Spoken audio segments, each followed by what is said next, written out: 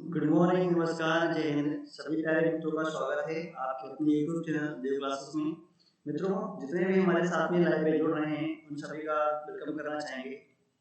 और साथियों, बता दें कि आप सभी के लिए कि आज का जो हमारा सेशन है वो बहुत ज़्यादा ही इम्पोर्टेंट बनने वाला है, क्योंकि आज यहाँ पर हम जो खबरें लेके आए हुए हैं आप सभी के लिए, खासकर जितने भी राष्ट्रीय खबरें बनी हुई हैं, जितने भी इकोनॉमिक्स की खबरें बनी हुई हैं, साथियों आपको यहाँ पे एक क्वेश्चन मिलेगा। अंतर्राष्ट्रीय खबरें भी आपके पास कुछ बहुत ही महत्वपूर्ण बनने वाली हैं। यहाँ से स्पोर्ट्स की खबरें होती हैं, साइंस एंड टेक्नोलॉजी से संबंधित जितने भी खबर बनती हैं उनको भी अपने सेशन में कवर करते हैं।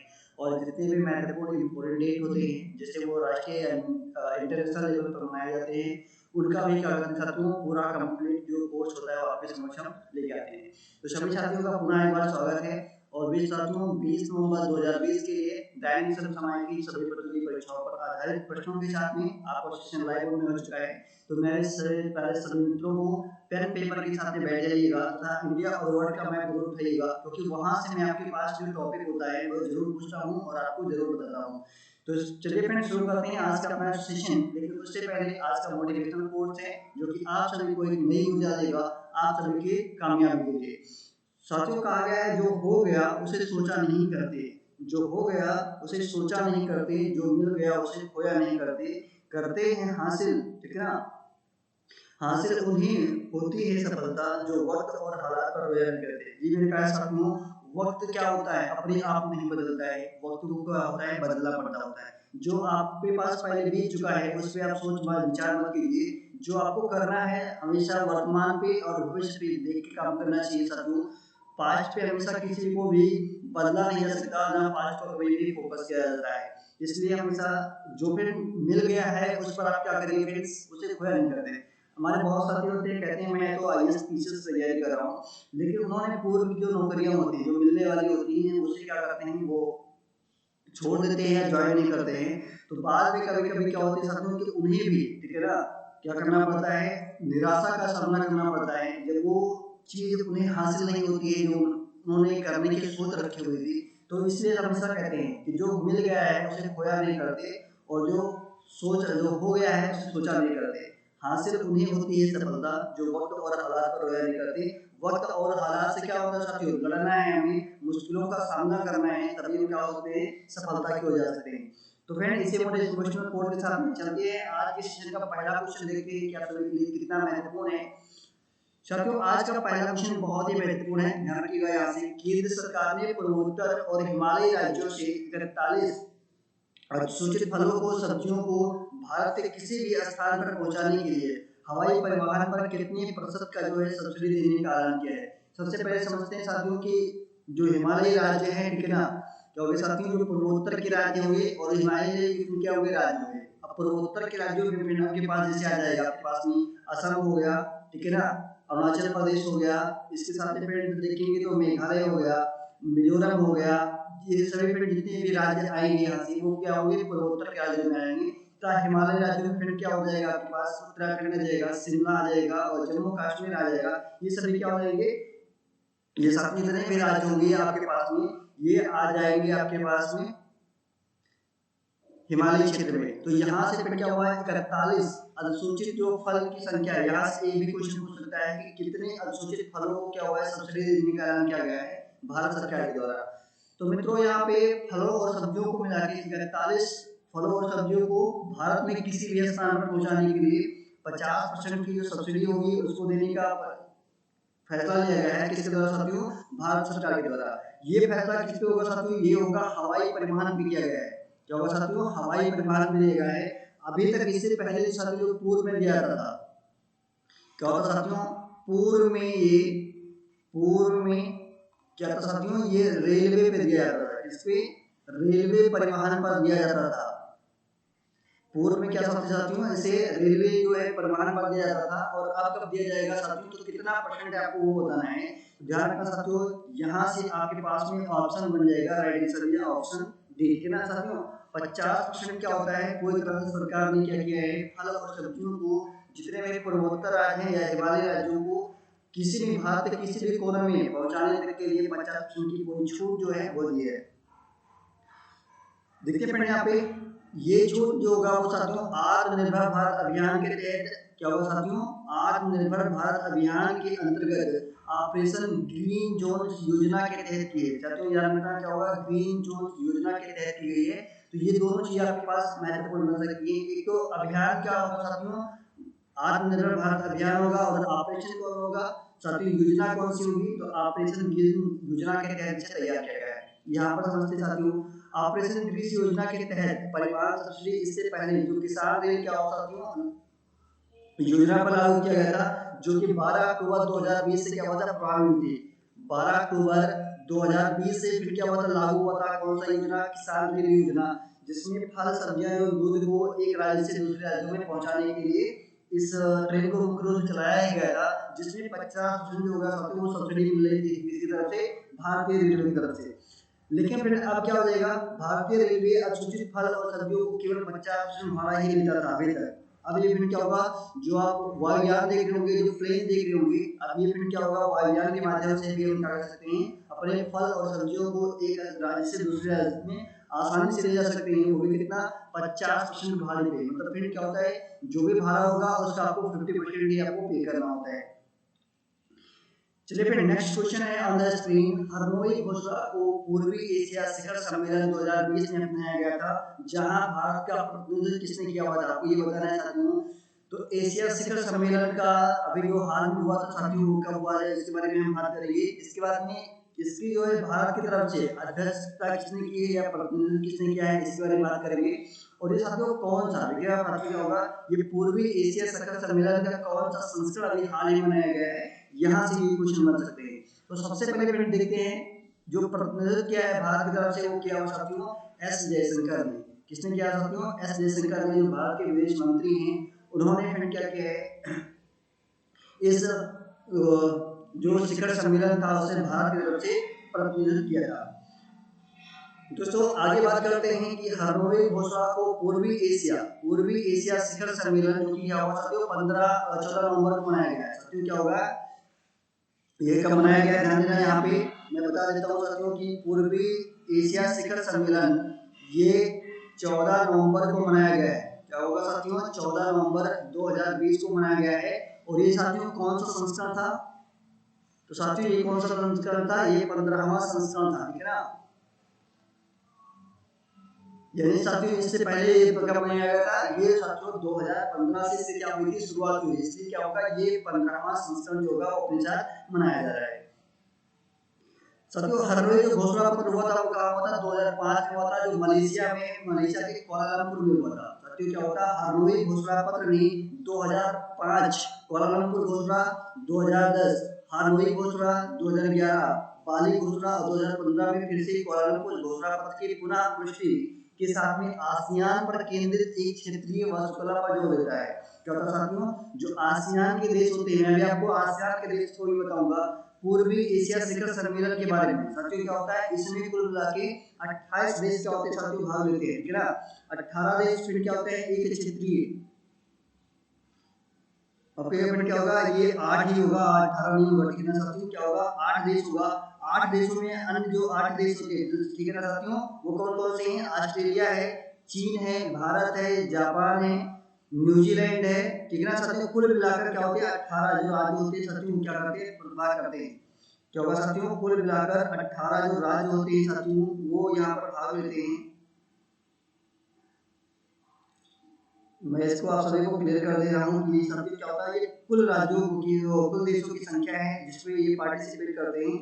तो इसके साथ ही फिर क्या होता है, अन्य जो 8 देश हैं वो कौन कौन से हैं, और जो आसियान के 10 देश हैं वो कौन कौन से हैं, उनके बारे में हम यहाँ पर देखेंगे। तो साथियों ऑस्ट्रेलिया, चीन, भारत, जापान, न्यूजीलैंड, रूस, संयुक्त राज्य अमेरिका और दक्षिण जो कोरिया है, क्या होगा जो कोरिया का राज्य है, ये क्या होते हैं इसमें पूरी तरह से इसमें शामिल होते हैं। इसके साथ में फिर आसियान देश हो गया, आसियान देश में फिर कौन कौन से शामिल है, थाईलैंड है, थाईलैंड हो गया साथियों, फिर इसके साथ में क्या होगा म्यांमार हो गया, मलेशिया हो गया, ठीक है ना साथियों।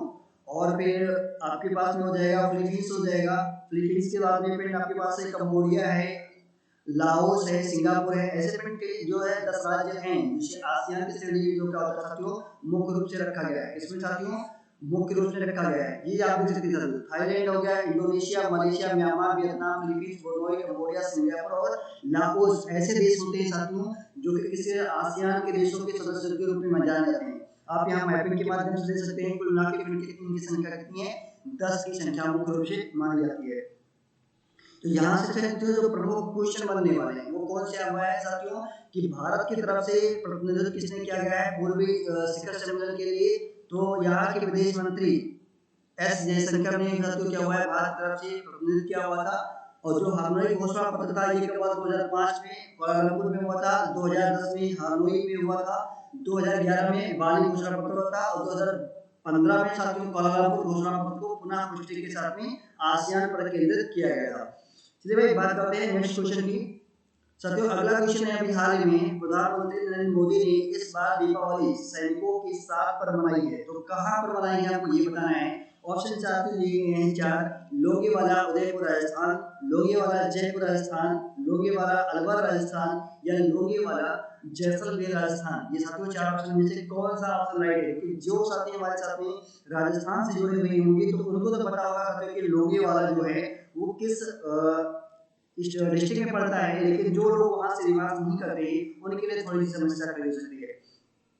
तो साथियों समस्या कुछ भी नहीं है, सभी लोग ध्यान रखना साथियों कि लोंगेवाला जो है वो जैसलमेर में स्थित होता है। कहां पे साथियों, जैसलमेर में स्थित होगा। तो हमारे पास में ऑप्शन डी बनेगा यहाँ से अपना राइट आंसर। एक चीज तो क्लियर हो गया। दूसरी साथियों बात होती है कि राजस्थान में है तो ये हमारे लिए महत्वपूर्ण क्यों है, और ये देखिएगा साथियों क्या होता है कि 1971 में एक युद्ध हुआ था। क्या हुआ था साथियों, एक युद्ध हुआ था पाकिस्तान के खिलाफ में 1971 में, ठीक है ना।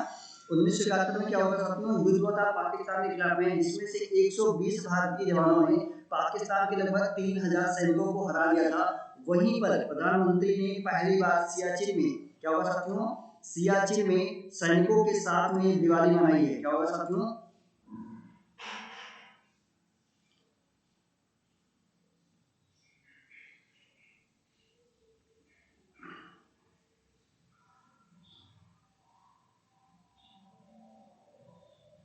सियाचिन में फिर क्या हुआ है, सैनिकों के साथ में दीपावली मनाई थी 2014 में। और वहीं फिर क्या हुआ, इस बार का जो दीपावली मनाया गया हुआ है वो लोंगेवाला क्या हुआ साथियों मनाया गया है राजस्थान में। तो यहाँ साथियों क्लियर है, 2014 में कहाँ हुआ था साथियों, सियाचिन में सैनिकों के साथ मनाई गई दीपावली पहली बार।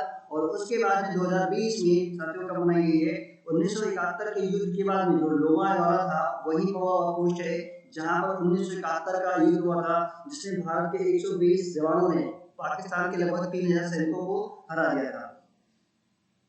तो साथियों ये भी क्लियर है, ये क्वेश्चन आप सभी के लिए बहुत ही महत्वपूर्ण होगा। साथियों क्या होगा, ये क्वेश्चन आपके पास में पूछे जा सकते हैं, खासकर जितने भी डिफेंस एग्जाम में होते हैं तो वहां तो फ्रेंड मैक्सिमम पूछा जा सकता है।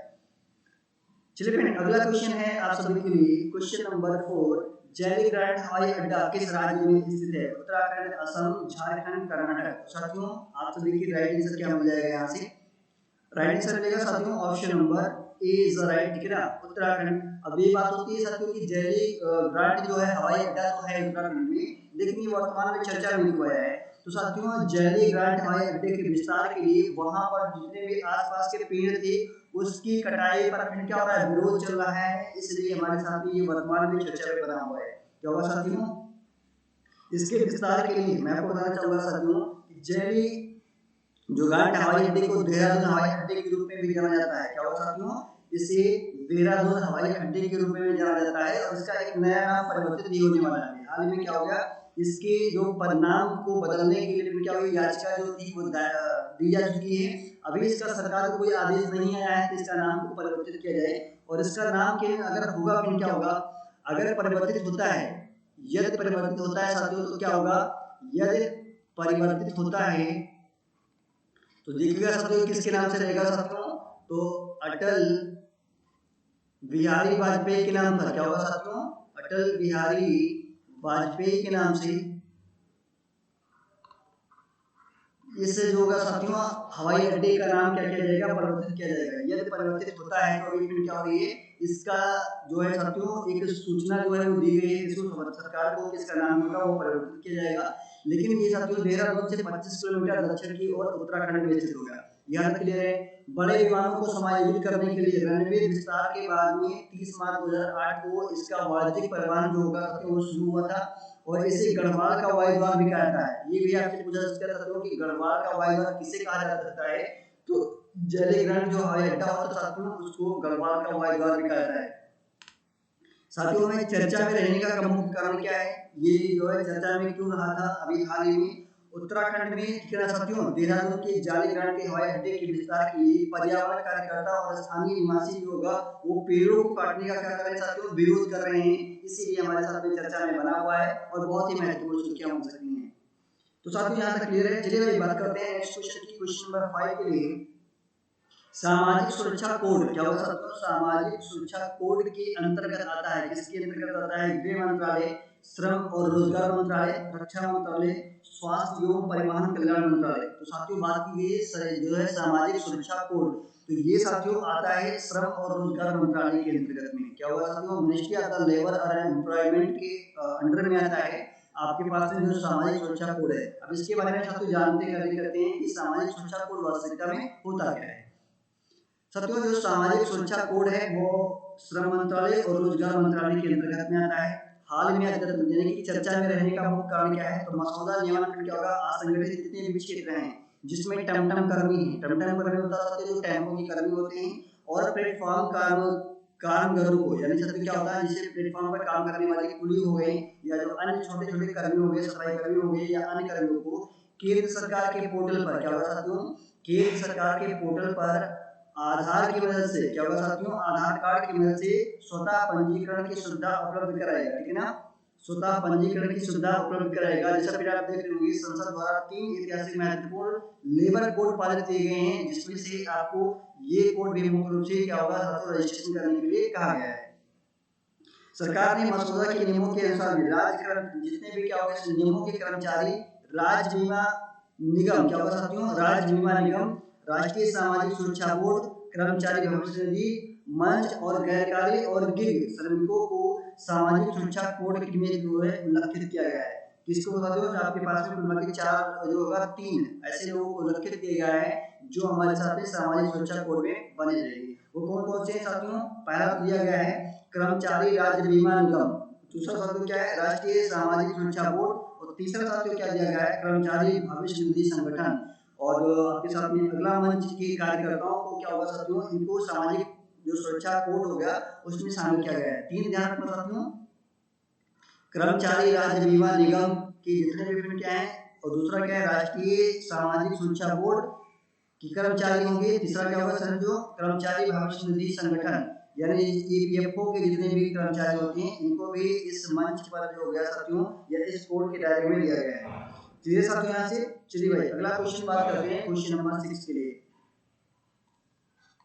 क्वेश्चन नंबर 6 है साथियों कि सूर सरोवर झील जिसे हाल ही में रामसर साइट से जोड़ा जा गया है किस राज्य में स्थित होगा, आपको ये बताना होगा। ठीक है ना साथियों, सूर सरोवर झील जिसे हाल ही में रामसर साइट से जोड़ा गया है किस राज्य में स्थित है। तो साथियों हमने कल आपको रामसर साइट के बारे में बताया था कि रामसर साइट कहाँ पे है। ध्यान रखना साथियों ये मुख्य रूप से राजस्थान में है। कहाँ पे साथियों, राजस्थान में है, लेकिन यहाँ से फिर किसमें जोड़ दिया गया है, वो सूर सरोवर जो झील है उसको जोड़ा गया है। तो किस राज्य में है सूर सरोवर झील, यहाँ पे आपने ये पूछा गया है साथियों, तो ये बन जाएगा आपके पास में ऑप्शन डी इज राइट। ठीक है ना, उत्तर प्रदेश बनेगा यहाँ से अपना राइट आंसर।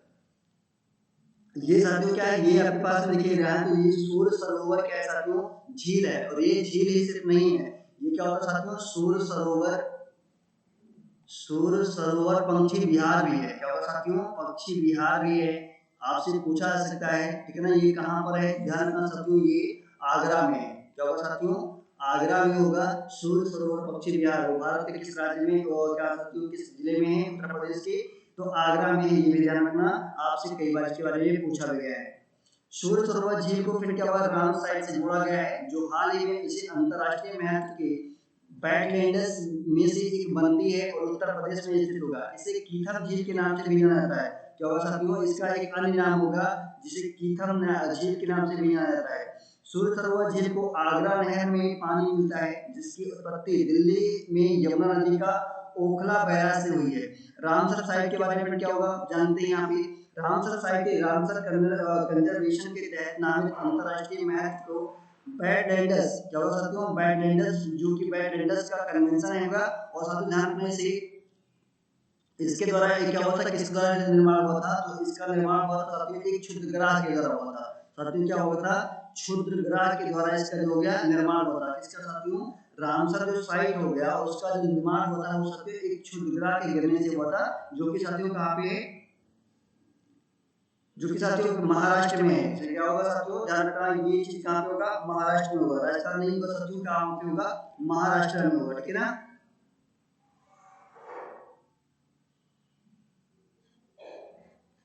चलिए आगे बात करें कुछ और चीजों के बारे में।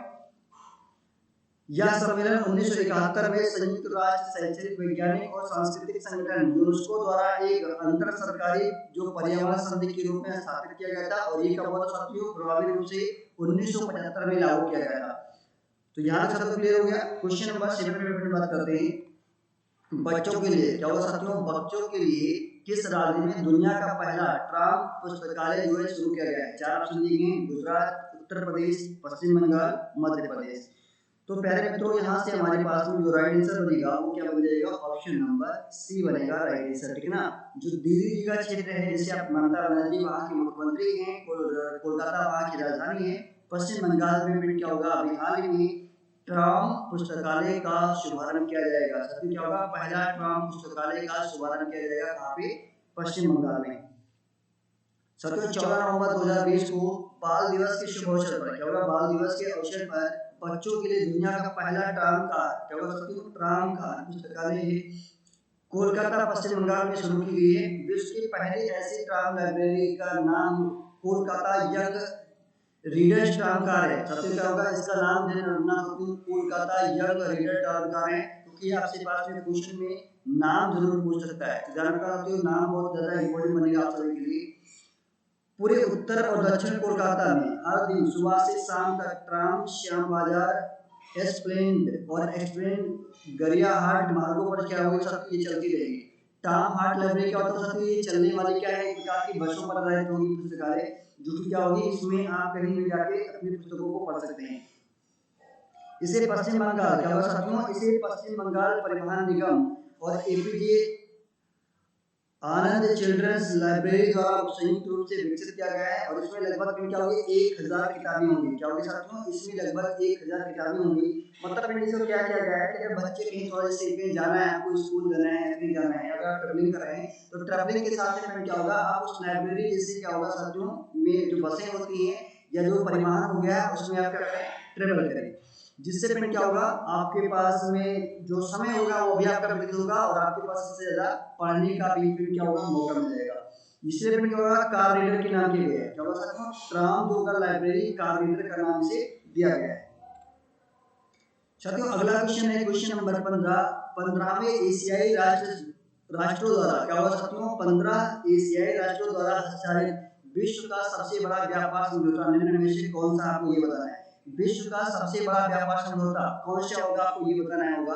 तो साथियों यहाँ पे पास में बनेगा आपके पास में option B is the right here, क्षेत्रीय व्यापक आर्थिक साझेदारी, रीजनल माइक्रो इकोनॉमिक्स पार्टनरशिप बनेगा यहाँ से अपना राइट आंसर। ओके, क्षेत्रीय जो व्यापक साथियों क्या होगा, आर्थिक साझेदारी है, वो दुनिया का सबसे बड़ा व्यापार समझौता होगा। इसे एशिया प्रांत देशों द्वारा चीन से समर्थित के साथ में हस्ताक्षरित किया गया है, जिससे भारत साझेदारी का हिस्सा नहीं लिया है। क्या होगा साथियों, भारत ने इस साझेदारी में हिस्सा नहीं लिया हुआ, आपको ध्यान में रखना है।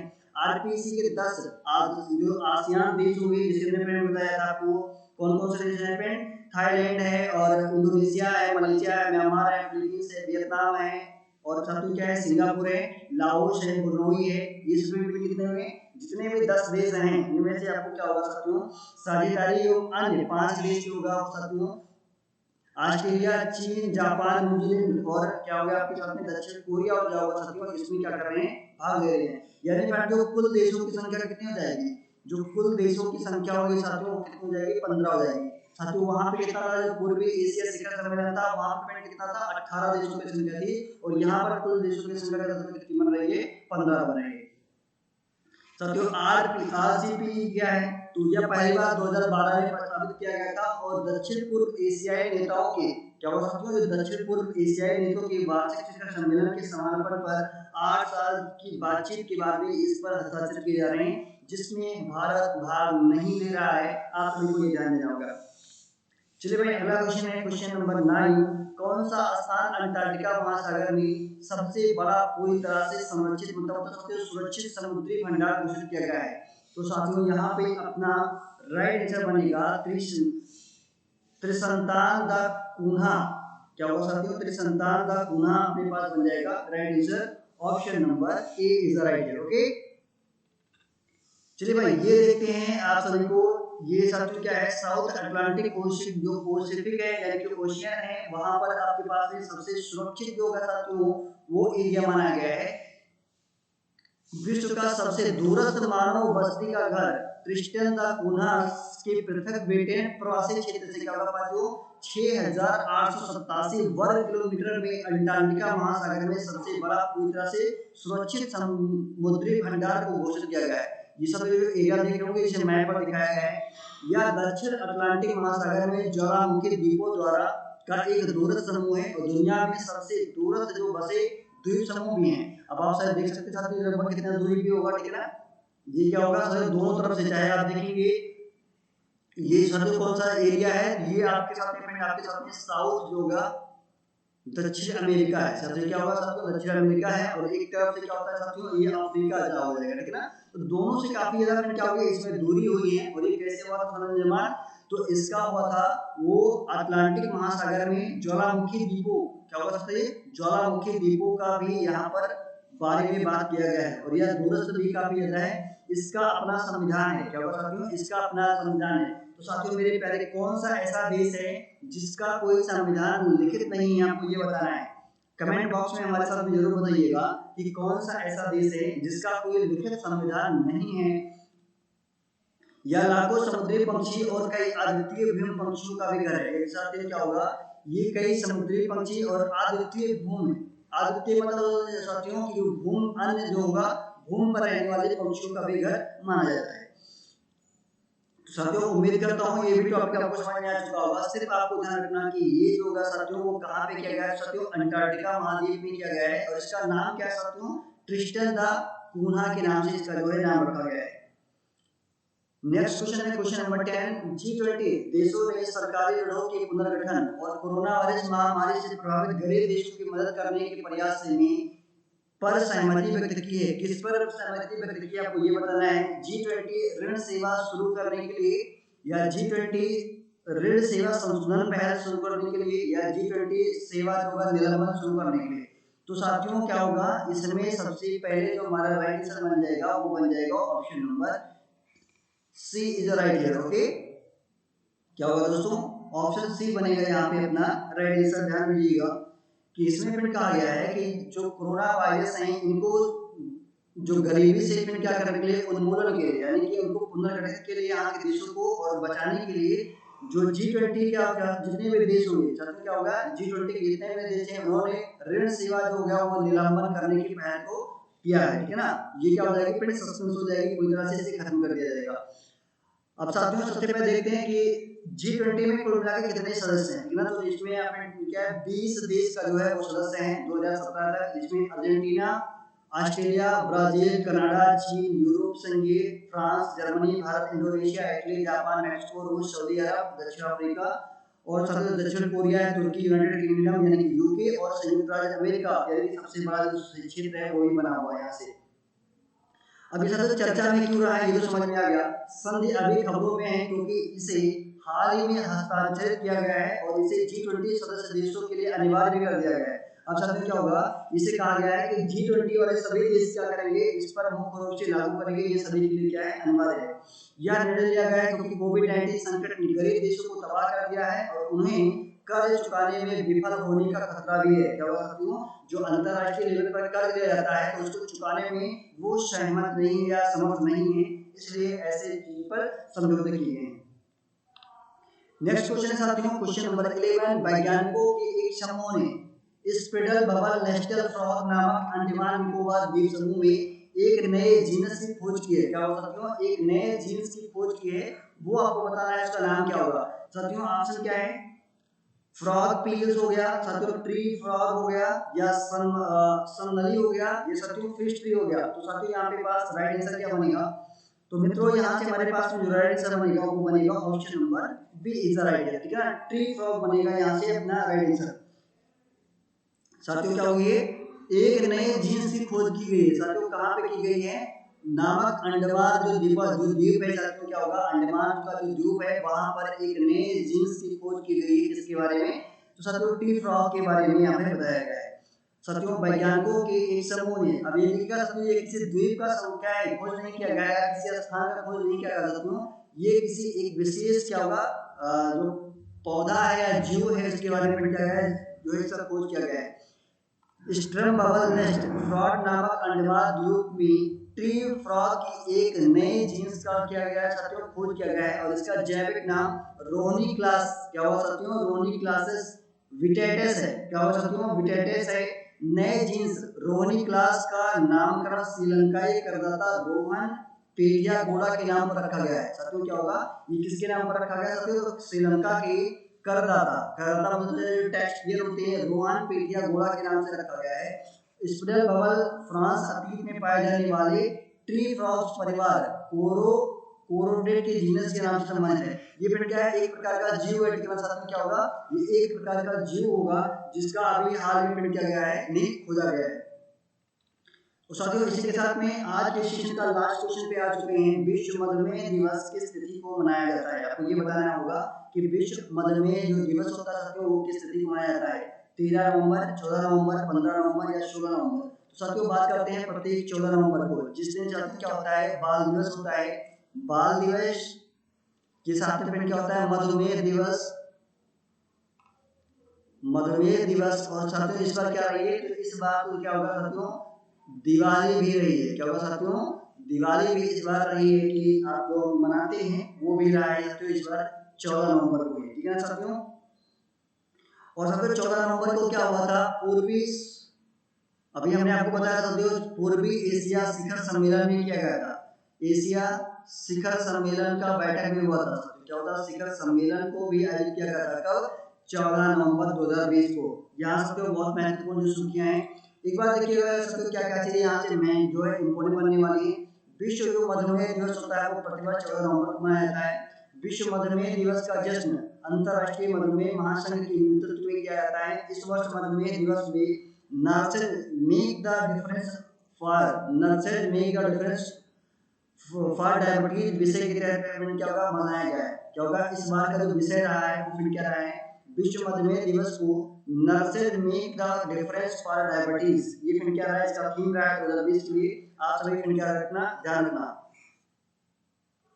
Nurses for diabetes, difference for diabetes, ये फिर क्या है? ये थीम है किसका? 2020 के लिए। अगर फिर इतिहास देखें तो विश्व स्वास्थ्य संगठन यानी कि WHO और अंतरराष्ट्रीय मधुमेह महासंघ 1991 में इस दिन का जो है शुभारंभ किया गया था। यानी इसकी जो शुरुआत हुई फिर क्या हुई थी? 1991 में की गई थी। किसका? मधुमेह दिवस को मनाने की सूचना थी। अब साथियों मधुमेह होता है साथियों तो क्या होता है? मैक्सिमम 80 से लेकर फिर क्या होना चाहिए? 120 तक होना चाहिए। ये फिर क्या होता है? जो मधुमेह का लेवल होता है वो 80 से लेकर फिर क्या होगा? 110 120 के बीच में फिर क्या होना चाहिए? मान लिया फिर 110 होता है। अगर इससे ज्यादा हो गया तो फिर क्या होगा? लेवल कम ज्यादा हो जाएगा, मधुमेह आपके पास हो जाएगा। और इससे कम होगा तभी फिर क्या आपके लिए बहुत ज्यादा हानिकारक सिद्ध हो सकता है। तो साथियों इसी के साथ में आज के जो प्रश्न है उनका सेशन फिर क्या हो रहा है? समाप्त हो रहा है। तो साथियों आप सभी को बताना चाहेंगे कि अगर हमारे साथ में पीडीएफ ज्वाइन करना चाह रहे हैं इस सेशन का, तो आपको टेलीग्राम के माध्यम से या व्हाट्सएप ग्रुप के माध्यम से इसका पीडीएफ मिल जाएगा। साथियों सारी का जो लिंक दिया गया है वो आपको डिस्क्रिप्शन में दिया गया है, वहां से आप हमारे साथ में जुड़ सकते हैं टेलीग्राम से, फेसबुक से। अगर यूट्यूब को अभी तक चैनल सब्सक्राइब नहीं किए तो एक बार सब्सक्राइब कर लीजिएगा। इंस्टाग्राम पर जुड़िए और हमारे साथ में ट्विटर पर भी हैंडल को भी फॉलो कीजिएगा। फिर मिलते हैं एक और सेशन के साथ में, और हमारे साथ में जितने भी साथी पूरी कंप्लीट सजेशन देखे हुए हैं उन सभी को मेरी तरफ से थैंक यू बोलना चाहेंगे। और इसके साथ ही फ्रेंड एक बार जो चैनल होगा उसको सब्सक्राइब करना मत भूलिएगा, शेयर कीजिएगा इस वीडियो को अपने दोस्तों के साथ भी, लाइक और कमेंट जरूर कीजिएगा। फिर मिलते हैं इस सेशन के साथ में कल सुबह के 9 बजे। तब तक सभी को friends bye bye, take care.